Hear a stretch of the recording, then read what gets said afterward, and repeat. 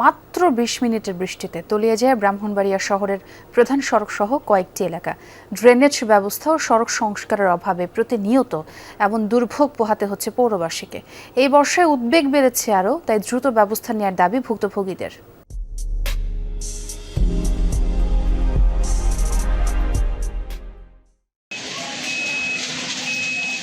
এটি ব্রাহ্মণবাড়িয়া পৌর শহরের মুন্সেফপাড়া মোড় সড়ক। প্রায় হাঁটু পানি মারিয়ে চলাচল করতে হচ্ছে স্থানীয়দের। কয়েকদিনের বৃষ্টিতে পাইকপাড়া, কুমারশীল মোড়, ফুলবাড়িয়া, কালীবাড়ি মোড় সহ কয়েকটি জায়গায় সৃষ্টি হয়েছে এমন জলাবদ্ধতা। স্থানীয়রা বলছেন, দীর্ঘদিন ধরেই চলছে এমন দুর্ভোগ। আধা ঘন্টার বৃষ্টিতে তলিয়ে যায় এসব সড়ক। সবচেয়ে বেশি দুর্ভোগে পড়েন স্কুল কলেজগামী শিক্ষার্থীরা।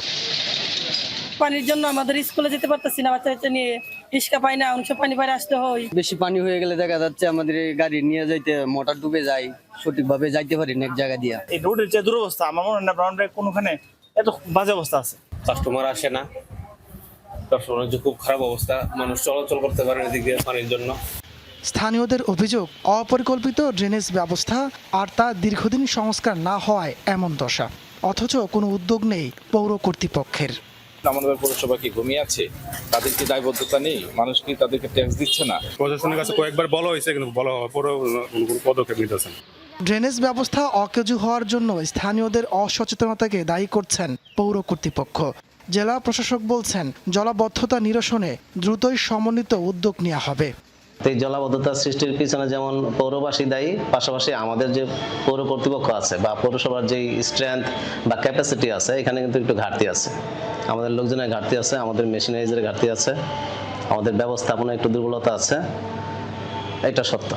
আর এই জিনিসটা কিন্তু একদিনে হয়নি, দীর্ঘদিনের একটা জটিলতা সৃষ্টির ফলাফল হচ্ছে এই পরিস্থিতি। জেলা পরিষদ, পৌরসভা, রোডস এন্ড হাইওয়ে যারা সংশ্লিষ্ট সবার সাথে কথা বলেছি, সমন্বয় সভায় বিষয়টা আলোচনা হয়েছে। তাদেরকে বলা হয়েছে দ্রুত সময়ে ড্রেনেজগুলো সংস্কার করে, পৌরসভাকে বলা হয়েছে ড্রেনগুলো পরিষ্কার করে জলাবদ্ধতা নিরসন করার জন্য যথাযথ পদক্ষেপ নেওয়ার জন্য। প্রতি বছর বর্ষা এলেই এমন ভোগান্তির শিকার হতে হয় পৌরবাসীকে। দুর্ভোগ নিরসনে দ্রুত ব্যবস্থা নেওয়ার দাবি ভুক্তভোগীদের। তাপস সরকার, যমুনা নিউজ।